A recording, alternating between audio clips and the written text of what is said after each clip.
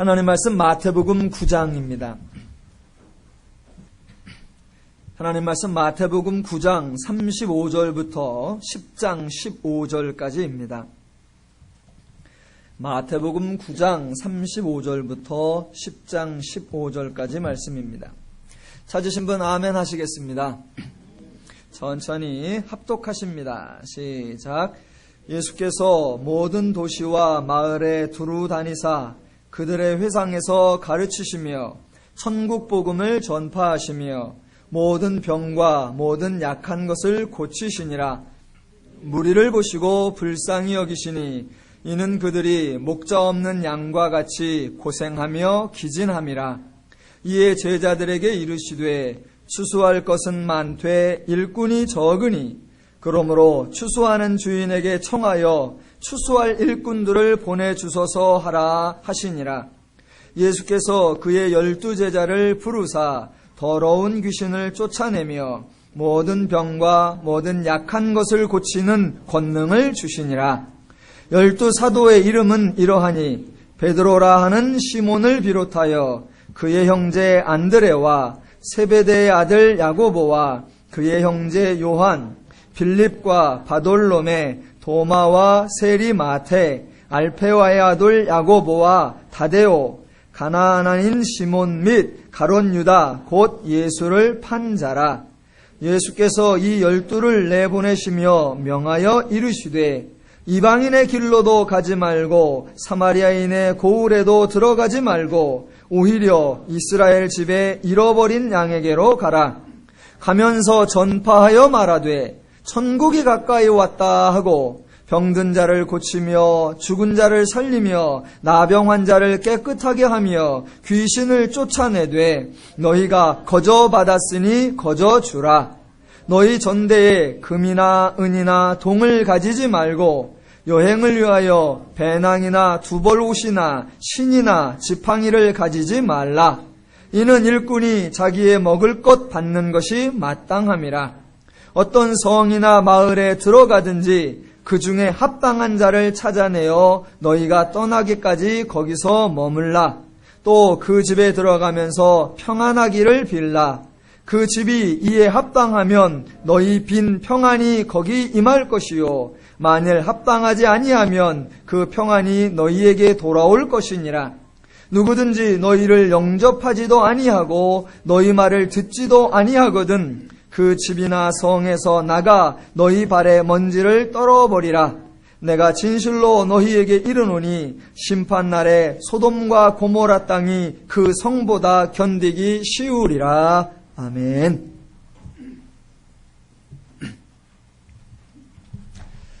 말, 언어라고 하는 건 참 다양한 의미와 용법을 가지고 있습니다. 우리나라에서는 자신을 낳아주신 분을 어머니라고 부릅니다. 그래서 한 남자가 어떤 중년의 여인을 보고 어머니라고 불렀더니 한 외국인이 그 소식을 듣고 깜짝 놀랐다고 합니다. 어머니라는 걸 오머니로 들은 겁니다. 예, 웃어주신 분들께 감사를 드립니다. 예. 어머니 그랬더니 오머니라고 하는 줄 알고 그 여인이 얼마나 돈이 많고 얼마나 돈을 펑펑 뿌리면 별명이 오머니일까. 이제 이거는 리스닝 차이가 되겠죠. 한 단어에 다양한 개념이 있는 다이어도 있고 또 동일한 단어가 억양에 따라서 다른 의미를 갖기도 하고 또 똑같은 단어를 길게 하느냐 짧게 발음하느냐에 따라 뜻이 달라지기도 합니다. 오늘은 기독교에서 사용되는 한 단어의 개념을 다시 한번 상고해 보도록 하겠습니다. 오늘 설교 제목이 추수할 것이 많되입니다. 교회에서 추수라고 하는 단어나 용어를 사용하면 여러분은 무슨 생각이 드십니까? 아마도 추수라는 표현이 나오면 대부분의 성도님들은 마태복음 13장에 나오는 추수의 비유를 생각하실 것입니다. 주인이 씨를 뿌렸는데 어느 날 나가보니까 곡식들 가운데 가라지가 났다고 그럽니다. 그랬더니 종들이 쫓아와서 그러면 우리가 가서 가라지를 뽑기를 원하시나이까? 라고 물으니까 주인이 이르되 가만두라. 가라지를 뽑다가 곡식을 뽑을까 염려하노라. 둘 다 추수 때까지 함께 자라게 두라. 추수 때에 내가 추수꾼들에게 말하기를 가라지는 먼저 거두어 불사르게 단으로 묶고 곡식은 모아 내 곡간에 넣으라 하리라 라는 그런 비유가 등장합니다. 추수라는 말이 나오면 대부분의 사람들은 곡식, 열매, 알곡을 연상을 합니다. 예, 지극히 정상적인 생각입니다. 추수는 알곡을 거두는 것이요 열매를 거두는 것입니다. 그런데 추수할 때가 되어 알곡을 거둔다라고 말한다면 그때 말하는 알곡의 의미가 과연 무엇일까요? 무슨 말을 하려고 하냐면 알곡을 거둔다라고 하니까 사람들은 알곡에서 꼭 열매라는 이미지만을 생각한다는 것입니다. 추수는 알곡을 거두는 것이요 알곡은 씨앗이 익은 것이다 라고 생각을 한단 말입니다. 그래서 설교할 때도 늘 알곡을 강조하고 알곡의 특성을 강조한단 말입니다. 여러분, 알곡은 여름의 더위와 가뭄을 이겨낸 것이고 알곡은 모든 병충해를 이겨낸 것이라고 강조를 하고 그 알곡의 가치와 알곡의 풍성함을 강조를 합니다. 그리고 나서 결론이 우리도 알곡이 되자라는 결론으로 마무리가 됩니다. 그런데 과연 성경이 알곡을 모아 곡간에 들인다라고 말할 때 그때 알곡이 과연 무슨 의미냐라는 겁니다. 성경이 말하는 알곡의 의미는 열매라는 의미보다는 추수의 대상이라는 의미가 훨씬 강합니다. 추수하는 자가 무엇을 목적으로 하느냐에 따라 무엇이 알곡이 되느냐는 전혀 달라질 수 있습니다. 하나 예를 들어보겠습니다. 저는 충청남도 금산에서 태어났습니다. 충청남도 금산군 남일면 초연리 370번지 여기서 차 타고 가면 40분입니다. 그러다가 6살 때 경기도 수원으로 시작했습니다. 경기도 수원시 장안구 영화동 408-18번지 거기에 지금 저희 아버님 어머님이 살고 계십니다. 출생은 금산에서 했고 자라나기는 경기도 수원에서 자랐는데 어렸을 때 또는 초등학교, 중학교, 고등학교, 대학교 때 제가 먹고 자란 음식, 반찬 중에 토란이라고 하는 것이 하나 있습니다. 제가 먹고 자란 토란은 토란 뿌리입니다. 저는 늘 토란 뿌리를 먹고 자랐어요. 저희 어머님이 뭔가를 해놓으면 이게 뭐예요? 그럼 토란이다. 그러면 그 토란은 뿌리였어요. 토란이 제가 기억하기로 도라지 같기도 하고 더덕 같기도 하고 인삼 같기도 하고 그런 뿌리. 저에게 토란은 그 뿌리였고 제가 시장 가서 본 토란은 언제나 뿌리였습니다. 뭐 토란 때도 있었는지 모르는데 제가 아는 건 여하튼 토란 뿌리입니다. 그런 제가 결혼을 했는데 경상도 처녀하고 결혼을 했습니다. 그래서 처갓집이라는 데를 갔는데 경상북도 영주입니다. 경상북도 영주에 가서 처갓집에 가니까 마당 또는 그 골목에 제가 보기에는 알로에인 줄 알았어요.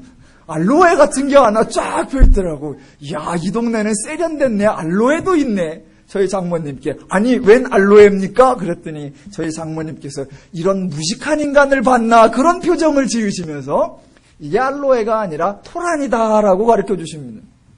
저는 솔직히 그때 토란대를 처음 봤습니다. 자, 그런데 더 이상한 것은 그 토란을 이렇게 땡기더니 자, 토란을 뚝 잘라서 뿌리를 갖다 쓰레기통에 버리고 대를 들고 주방으로 들어가는 겁니다. 저는 수원에서 먹고 자란 게 토란 뿌리였지 대는 구경도 못했습니다.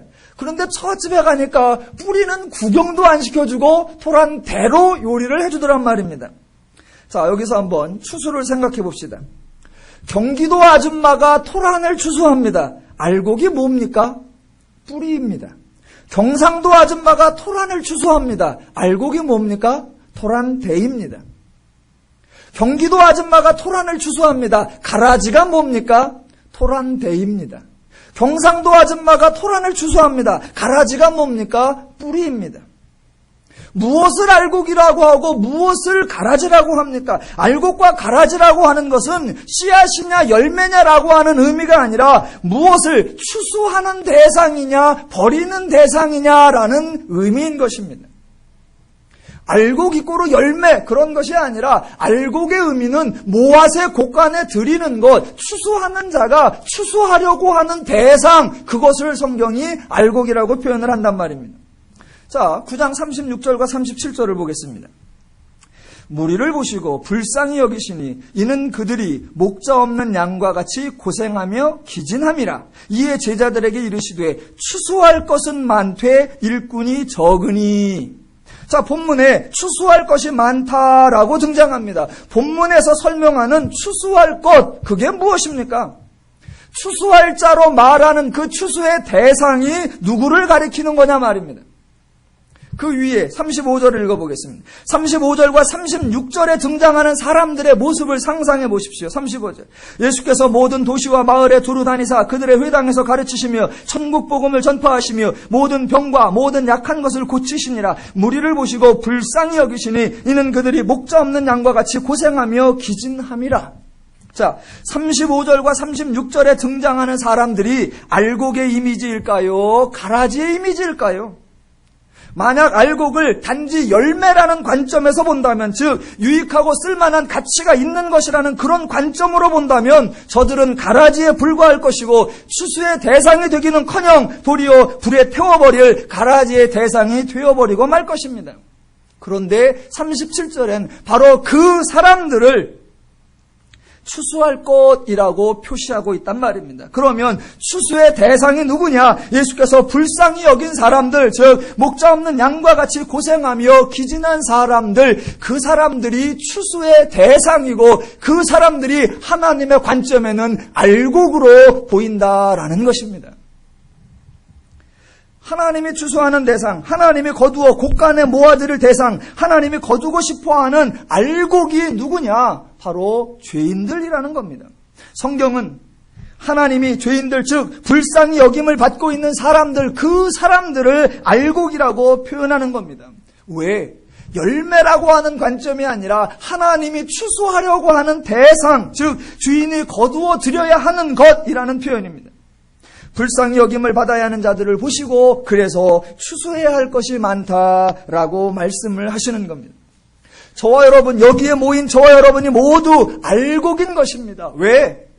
유능하고 실력이 있는 자로서, 그래서 하나님 없이도 살 수 있는 자, 그런 의미가 아니라 하나님이 필요한 존재들, 하나님이 없으면 살 수 없는 자들, 하나님 앞에 거두어짐을 받아야 하는 그런 존재들이라는 의미로 저와 여러분이 알곡인 것입니다.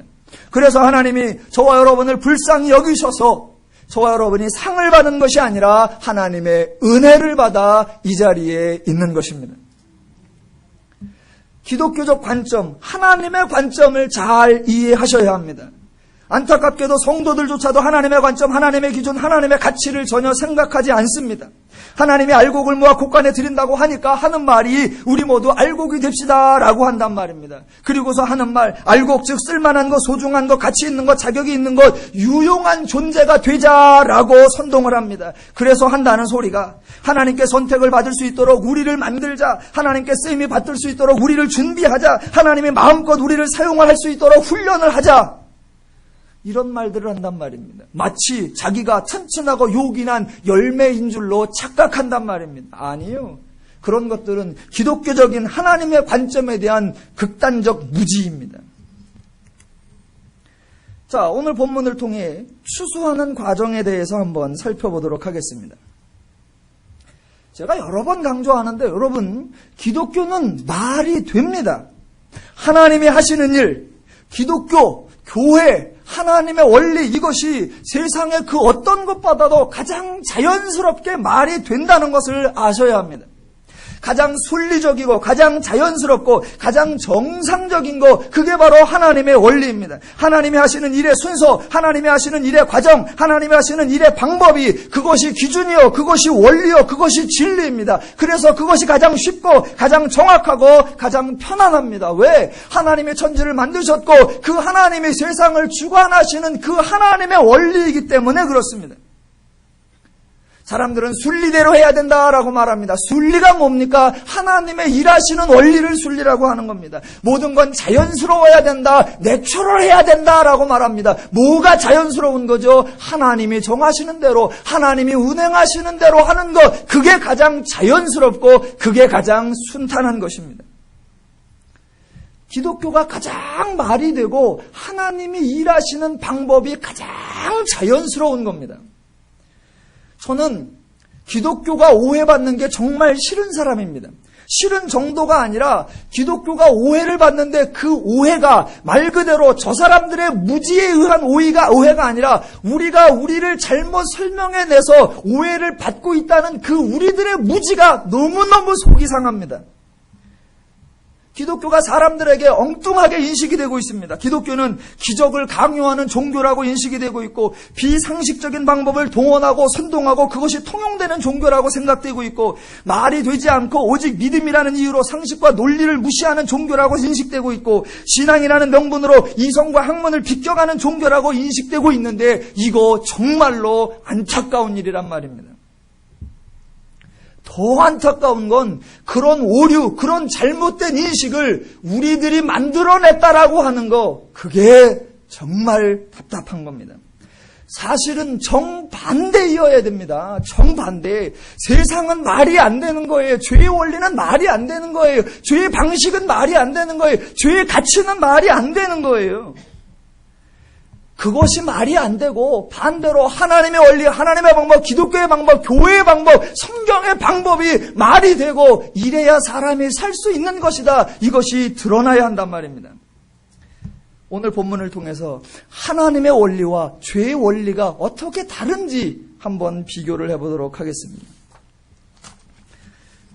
자, 제일 먼저 살펴본 것이 알곡의 의미, 추수할 것의 의미였습니다. 추수는 알곡을 거두는 것이라 라고 했고 그때 말하는 알곡은 추수의 대상이라고 설명을 드렸습니다. 그러면 여러분, 자, 알곡은 추수의 대상을 의미한다. 그러면 추수의 대상이 무엇이냐는 겁니다. 한번 질문을 해보겠습니다. 여러분이 비록 농사는 짓는 분 안 짓는 분이 계시지만 농사를 짓든 아니면 삶에 있어서 도대체 여러분은 무엇을 추수하십니까?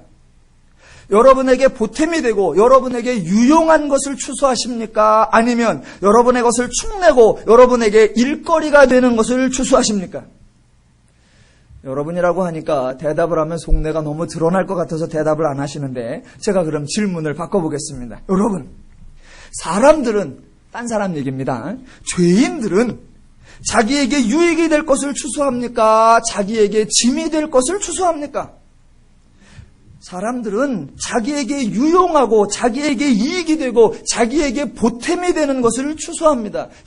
지극히 상식적인 말입니다. 그런데 그 상식이 지극히 죄적 상식이라는 것입니다. 이제 그 죄적인 상식과 하나님적 상식을 비교해 보도록 하겠습니다. 죄인들은 자기에게 유용하고 보탬이 되는 것을 추수합니다. 그런데 하나님은 하나님의 이익을 위해서 하나님에게 유용한 것, 하나님에게 보탬이 되는 것을 추수하는 게 아니라는 겁니다. 하나님이 추수하는 것은 하나님에게 보탬이 되는 게 아니라 그 대상이 하나님께 와야 그 대상에게 유익이 되는 것, 그것을 추수한다는 것입니다.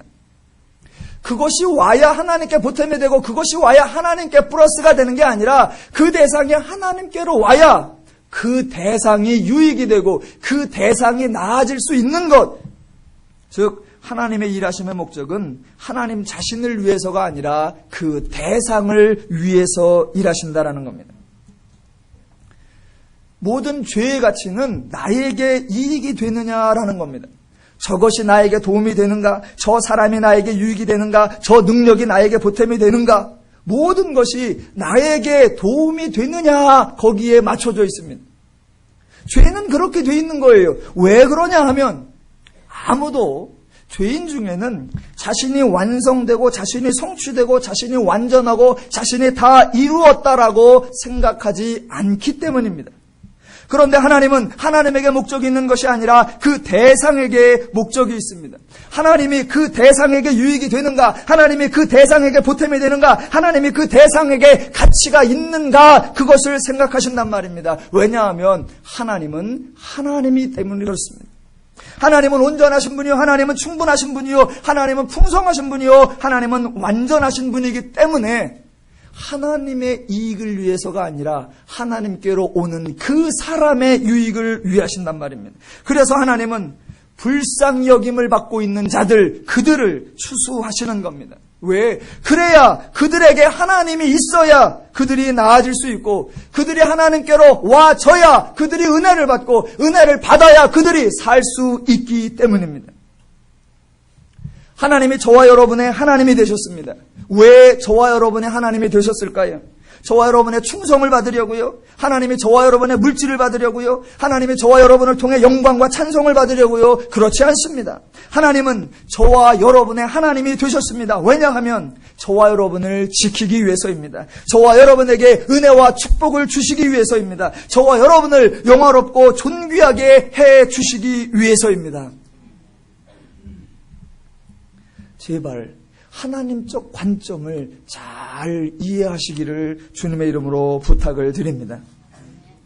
세상에는 온통 알곡이 없다고 난리입니다. 쓸만한 인재가 없다고 호들갑입니다. 왜냐하면 자기에게 유익한 대상을 찾으려고 하기 때문에 그렇습니다. 그런데 하나님은 추수할 것이 많다라고 하시는 겁니다. 왜? 인생을 불쌍히 여기시기 때문입니다. 그래놓고 9장 28절에 보니까 추수할 일꾼들을 보내주소서 하라라고 말씀하시고 바로 10장 1절에 예수께서 추수할 일꾼을 부르시는 장면이 나옵니다. 자, 예수님이 그의 12제자를 부르셨다라고 말하고 있습니다. 포인트는 예수님이 부르셨다라는 겁니다. 한 가지 또 질문을 드려보겠습니다. 에어컨을 좀 더 트는 게 어떠신가 모르겠네. 저는 더운데.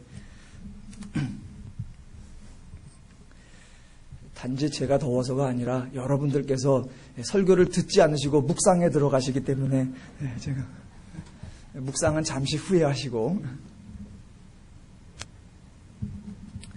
자, 예수님께서 제자들을 부르셨다라고 말합니다. 또 질문 들어갑니다. 부르신다의 반대말이 무엇입니까? 제발 부탁드리기는 부르신다의 반대말 안 부르신다. 그렇게 하지 마십시오. 그건 초등학교 4학년이라 그랬습니다. 부르신다의 반대말이 뭡니까? 예수님께서 제자들을 부르셨다라고 말할 때 부르셨다라는 의미 말고 다른 의미의 반대말이 된다라고 하면 부르신다의 반대말은 뽑으신다입니다. 즉 하나님은 일꾼을 뽑으시는 것, 다른 말로 추수할 일꾼을 선출하고 선발하는 것, 그런 것이 아니라 부른다라는 겁니다. 여러분, 선출한다, 선발한다, 뽑는다 이런 것은 기준을 정해놓고 그 기준에 합당한 자를 말 그대로 골라내는 것입니다. 그런데 그런 사람이 없다는 겁니다. 기준을 정해놓으면 그 기준에 합당한 사람이 있어야 고르든 뽑든 선출하든 하는데 그런 사람이 없다는 거예요. 한번 기준이 있다고 해봅시다. 좋습니다. 기준이 있어요. 자, 하나님의 기준이 뭐냐면 시력이 1.0 이상이에요. 그런데 모두가 장님이에요. 그러면 뽑을 사람이 없는 겁니다. 하나님이 기준을 정했어요. 야, 내 일을 해야 될 사람은 갈 곳도 많고 할 일도 많아. 그러니까 조건은 날아다니는 사람이야. 아무도 날아다닐 수 있는 사람이 없단 말입니다. 그래? 조건이 없어? 그럼 다른 조건. 야, 내 일을 해야 될 사람은 내 심정을 전달해야 되는 사람이야. 그러니까 죄인 중에 하나님의 심정 가진 사람은 나한테 나와. 죄인 중에는 하나님 심정 가진 사람이 없단 말입니다. 기준을 아무리 제시해 놓아도 그 기준에 맞는 자가 아예 없기 때문에 하나님의 원칙에 뽑는다, 선출한다, 선발한다 이런 원칙은 없단 말입니다. 왜? 대상이 없어요. 뽑을 사람이 없단 말입니다. 그래서 나오는 방식이 뭐냐? 부른다입니다.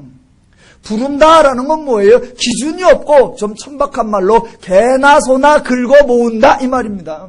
자격 있는 자가 없어요. 합당한 자가 없어요. 그러니까 길거리 나가서 다 가로막고 아무나 다 오라, 아무나 오라, 누구나 오라. 그게 하나님이 부르신다는 의미입니다.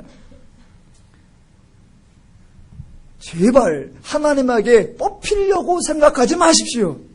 더 나아가 뽑혔다고 착각하지도 마십시오. 저와 여러분은 하나님이 부르셔서 이 자리에 온 것입니다. 자, 그 다음 하나 더 보겠습니다. 10장 1절에 예수께서 그의 12 제자를 부르사 더러운 귀신을 쫓아내며 모든 병과 모든 약한 것을 고치는 권능을 주시니라. 자, 예수님께서 제자들을 불렀습니다. 그러면 지금 제자들이 왜 나왔는지, 자기들이 지금 왜 나왔는지, 무엇을 위해 나왔는지, 어디로 가야 하는지, 어떻게 해야 되는지 그런 거를 알까요? 모를까요? 지금 그들은 모르고 있단 말입니다. 자격과 기준에 합당해서 모든 것을 갖춘 능력 있는 존재들을 불러 모은 게 아니란 말입니다. 그냥 불러 오신 거고 주인이 부르니까 그들은 나온 거예요. 자, 그렇게 주인이 사람을 불러 모았습니다. 불러 모았으면 무엇을 해야 합니까? 그 사람들에게 필요한 것을 주어야 합니다. 여러분, 이거 지극히 상식이고 당연한 말입니다. 지나가는 사람 불러서 일을 시키려고 하면 그 일에 합당한 모든 것을 주어야 한단 말입니다. 전적으로 주인이 해야 할 책임이란 말입니다. 성경은 그렇게 한단 말이에요. 예수님께서 불렀단 말입니다. 불러서 부른 자가 그들에게 필요한 권능, 그들에게 필요한 능력, 그들에게 필요한 은사, 그들에게 필요한 재주 다 필요한 대로 주시는 거예요. 여러분, 제자들이 달라고 한 적이 없습니다. 제자들은 사실 뭐를 달라고 해야 할지도 몰랐어요. 왜냐하면 자신들이 무엇을 해야 하는지를 몰랐기 때문에 무엇을 달라고 해야 할 줄도 몰랐습니다. 그래서 아무것도 달라고 요청한 적이 없습니다. 그런데 주님께서 부르셨으니까 부른 자가 책임을 지고 그에게 필요한 것을 제공해 주는 겁니다. 그게 하나님의 법칙이고 그게 기독교의 원리입니다. 이게 말이 되는 겁니다. 하나님이 준비된 자를 선발해서 사람을 쓴다. 아니요. 그런 거 없습니다. 자격 없는 사람을 불러서 그에게 필요한 것을 공급하여 주시어 그가 온전한 삶을 살 수 있도록 은혜를 베풀어 주시는 것, 그게 하나님의 법칙이고 성경은 하나님을 그렇게 소개하고 있단 말입니다. 여러분, 기독교가 언제부터 기도의 종교가 되어버렸습니까? 기독교가 언제부터 신에게 매달리는 종교가 되었고, 기독교가 언제부터 인간이 신에게 애걸하는 종교가 되었고, 기독교가 언제부터 인간이 신에게 간절히 부탁하는 종교가 되어버렸냔 말입니다. 언제부터 하나님이 인간에게 인색한 분이 되었고, 언제부터 하나님이 인간을 가지고 장난치시면서 들어줄까 말까 들어줄까 말까 그렇게 인간을 애태우는 그런 분이 되셨냐 말입니다. 그런 모습은 기독교의 모습이 아니고, 그런 모습은 하나님의 모습이 아니고, 그런 모습은 성경이 말하는 신앙의 모습이 아닙니다. 성경은 하나님이 인간에게 필요한 것을 아시고 구하기 전에 먼저 주시는 분이라고 말씀하십니다. 그래서 일꾼을 부르시고 일에 필요하고 합당한 것을 미리 주시는 분입니다. 믿으시면 아멘 합시다. 저와 여러분이 더 달라고 해야 할 것이 없단 말입니다. 지금도 많은 성도님들이 하나님께 이것을 달라 저것을 달라고 부르짖어 외치고 계십니다. 제가 한번 궁금해서 물어볼게요. 아니, 그렇게 하나님께 달라고 하는 그거, 왜 그걸 그렇게 달라고 하십니까? 지금도 하나님께 달라고 하는 그거 갖다 뭐 하시게요?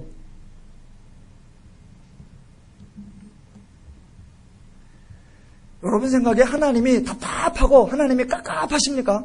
하나님이 눈도 없고 귀도 없고 하나님이 지금 정신도 없으십니까? 왔다 갔다 하세요. 그래서 왜 하나님은 내 상황을 못 보시고, 왜 하나님은 내 부르짖음을 안 들으시고, 왜 하나님은 내 심정을 헤아리지 않으셔서 왜 하나님은 저러고 계실까? 하나님이 깝깝하십니까? 하나님이 깝깝하면 믿지 말아버려요.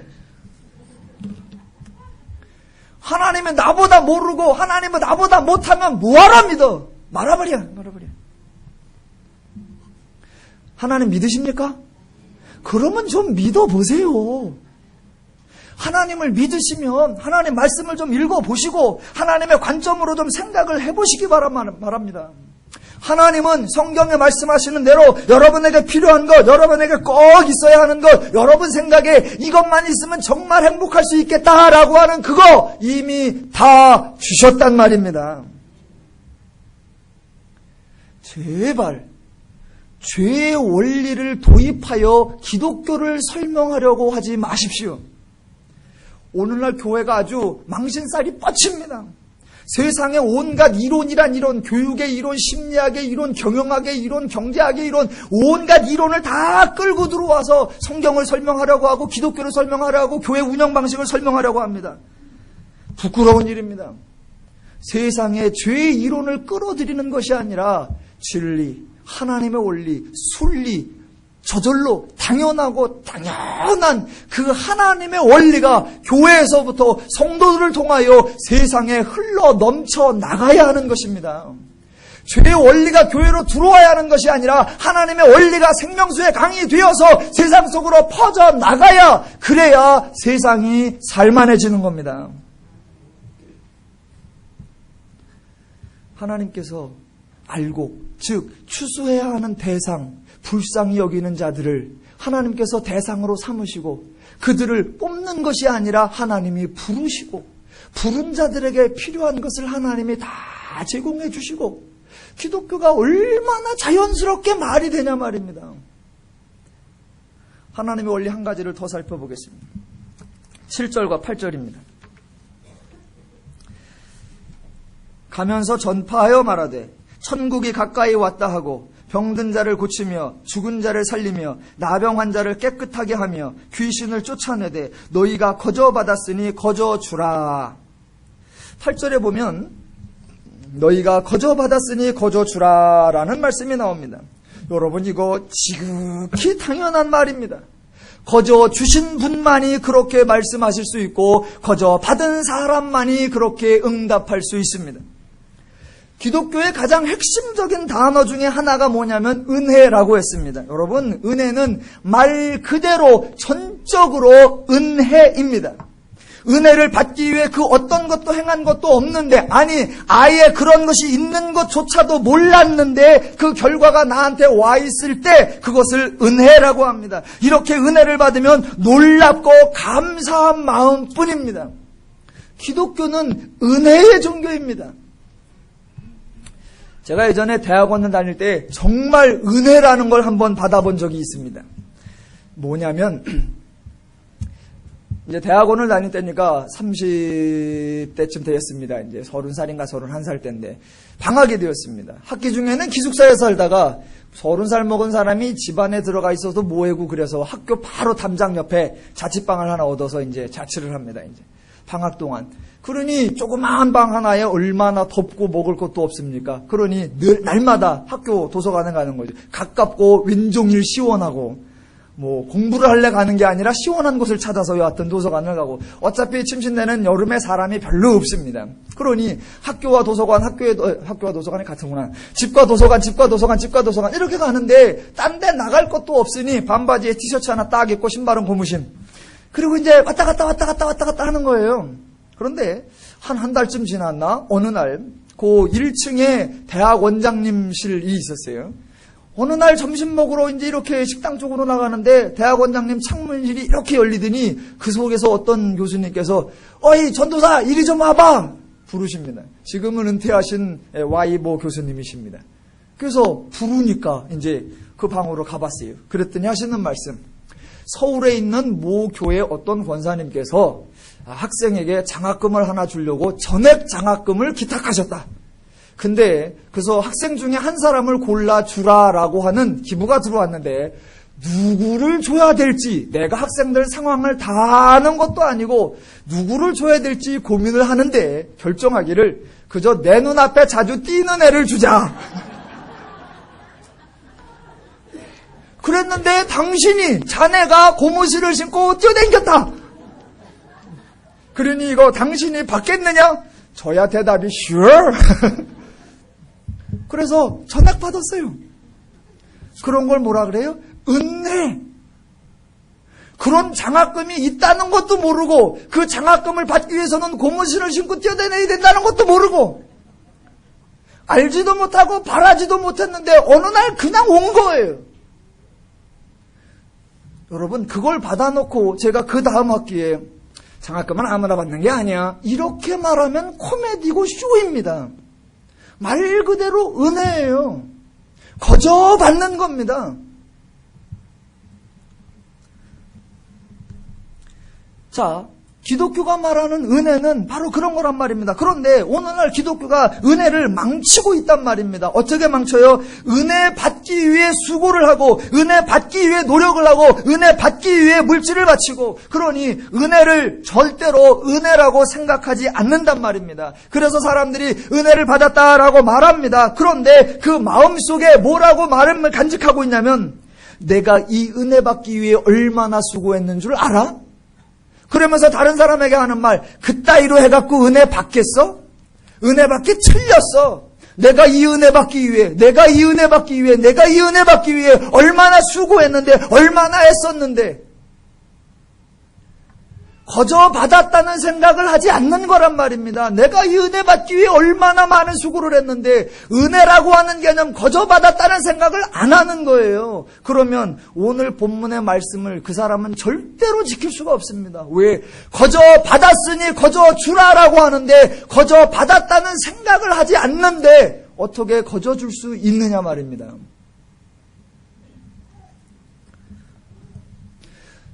거저 받았으니 거저 주라. 이 말은 내가 거저 받았다라는 말을 공감하고 인식하고 동의해야만 할 수 있는 겁니다. 또 이 말을 오해하시면 안 됩니다. 벌써 또 계산이 빠르시는 분은 벌써 결론까지 나가 있어요. 뭐요 이거? 거저 받아서 거저 줘버리면 남는 장사가 아니잖아. 거저 받았으면 가진 것을 가지고 있어야 남는 건데, 받은 대로 줘버리면 괜히 받았다 줬다 일거리만 늘었잖아. 자, 그렇지 않습니다. 자, 거저 받았으니 거저 주라라는 말에는 유통의 법칙을 적용하는 것이 아니라 존재의 법칙을 적용하는 겁니다. 자, 하나님은 하나님에게 유익이 될 만한 자를 고르시는 것이 아니라 그 대상에게 유익이 될 만한 자에게 하나님이 적용이 되어 주시는 겁니다. 왜냐하면 이미 하나님은 하나님이기 때문입니다. 즉, 하나님은 이미 온전하고, 하나님은 이미 풍성하고, 하나님은 이미 완전하기 때문입니다. 소유의 차원이 아니라, 하나님은 가진 것이 많다라고 하는 소유의 차원이 아니라, 하나님은 온전하시고 풍성하시고 완전하시고 충만하신 그런 분이다라고 하는 존재의 차원이란 말입니다. 하나님은 그런 분이세요. 그래서 하나님이기 때문에 불쌍히 여김받는 그 인간들에게 목자가 되어주시고, 그 인간들에게 필요한 모든 것을 주신다는 겁니다. 하나님이 인간에게 하나님의 것을 주신다고 해서 하나님의 소유에 축이 나거나 하나님의 존재에 결핍이 생기는 게 아닙니다.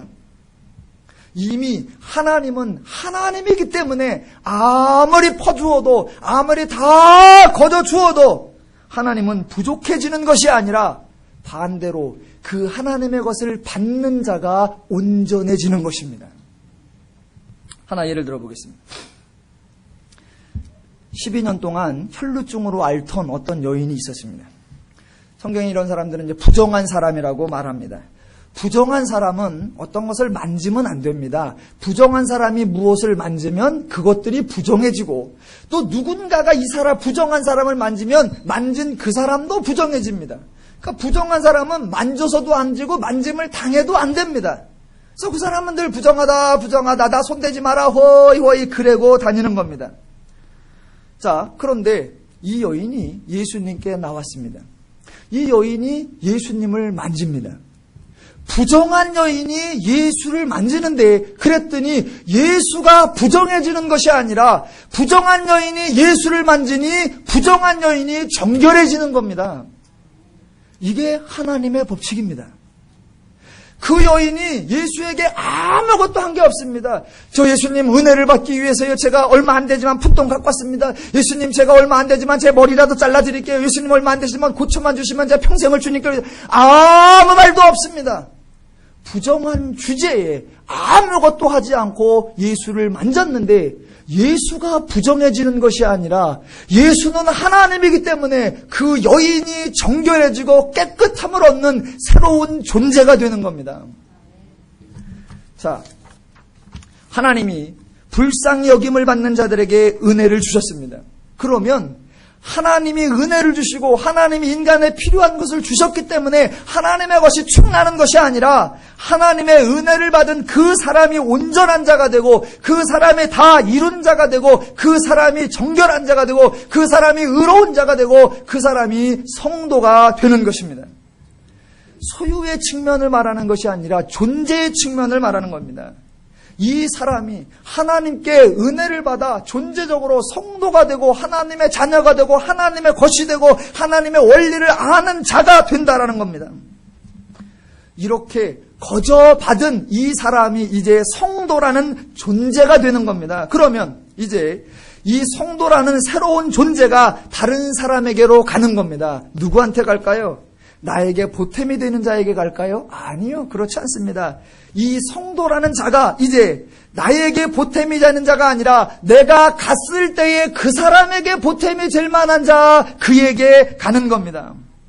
나에게 유익이 되고 나에게 필요한 사람에게 아니라 그 사람의 유익이 되고 그 사람에게 내가 필요한 자, 바로 그 사람에게 가는 것입니다. 그리고 가서 하는 것, 내가 하나님께로 거저 받았으니 너에게도 거저 준다라는 것입니다.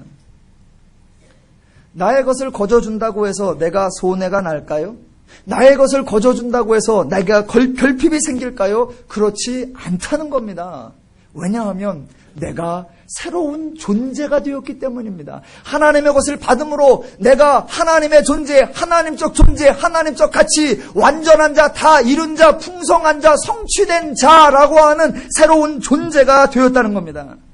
그래서 새로운 존재가 되었기에 다 퍼주어도 부족함이 없고 다 내주어도 결핍하지 않을 수 있는 그러한 완성된 자, 성취된 자, 다 이룬 자라고 하는 존재가 되는 겁니다. 거저 받았으니 거저 주라라는 것은 유통의 법칙이 아니라 존재의 법칙이고, 어차피 인생은 말이요, 공수래 공수고요, 빈손으로 왔다 빈손으로 가는 거 싸가지고 갈 게 아니니 나눠주고 가라고 하는 무소유의 법칙이 절대로 아니란 말입니다. 여러분, 기독교가 말이 됩니까? 안 됩니까? 말이 됩니다. 하나님이 말이 되십니까? 안 됩니까? 말이 됩니다. 성경이 말이 됩니까? 안 됩니까? 말이 됩니다. 상식이 어디에 있습니까? 성경에 있습니다. 원칙이 어디에 있습니까? 하나님께 있습니다. 순리가 어디에 있습니까? 기독교 안에 있습니다. 진리가 어디에 있습니까? 하나님께 있는 것입니다. 바로 하나님이 진리이시고 하나님의 법칙이 순리인 겁니다. 그 하나님의 원리대로 해야 사람이 사는 것입니다. 하나님의 원리와 하나님의 심정과 하나님의 마음으로 해야 인간이 행복하고 자유롭고 평안할 수 있는 것입니다. 제가 이제 일주일에 한 번씩 이렇게 설교를 합니다. 설교를 끝나고요, 집에 가면 제가 하는 말이 있습니다. 이게 설교 끝나고 갈 때 뭐라고 하느냐? 오직 하나요. 이야, 은혜다. 이야, 은혜다. 은혜다. 뭐가 은혜냐면요, 설교 해놓고 깜짝 놀래. 나 설교 잘했다고. 이거 제가 생각해내고 제가 연구해내고 제가 만들어내는 말이 아니라 성경이 그렇게 말하고 있고 성경을 읽으면 하나님의 말씀이 그렇게 깨달아진단 말입니다. 그러니 할 말이 뭐가 있습니까? 아, 은혜구나. 정말 은혜구나. 자랑할 수 없고 교만할 수 없고 비교할 수 없고 권리를 주장할 수 없고, 왜? 거저 받았으니 거저 주는 하나님의 원칙대로, 하나님의 방법대로, 하나님의 순리대로.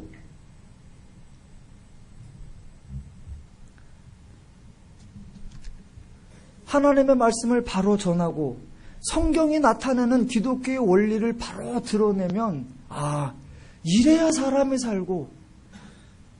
여러분, 상식이 있는 곳, 원칙이 있는 곳, 순리가 있는 곳, 당연한 곳, 정상적인 곳, 그게 어디냐? 하나님이고 교회고 성도들입니다. 여러분, 세상 사람들이요, 답답해합니다. 도대체 말이 통하지 않고 뭔 놈의 세상이 이렇게 빌어먹을 세상이 돼가지고 이게 순 엉망이고, 그런 사람들이 아우 미치겠어, 좀 어떻게 정상적인 데 없어? 라고 할 때 유일한 곳이 교회여야 되고, 아니 땀을 흘렸으면 땀에 가치가 있고, 나쁘게 살았으면 나쁘게 좀 하고, 뭐가 좀 어떻게 좀 이게 세상이 말이야 말이 돼야 될 거 아니야. 예, 그 말이 되는 데가 교회여야 되고, 내 속을 누가 알아? 라고 할 때 그 속을 알아주는 데가 교회고 하나님이어야 되고, 말이 통하고 상식이 통하고 순리가 통하는 게 교회여야 된단 말입니다. 근데 안타깝게도 다 뒤집어졌어요. 말이 되다가도 교회 사람만 보면 말이 안 돼. 세상엔 원칙이 있어. 근데 교회는 순 변칙뿐이야.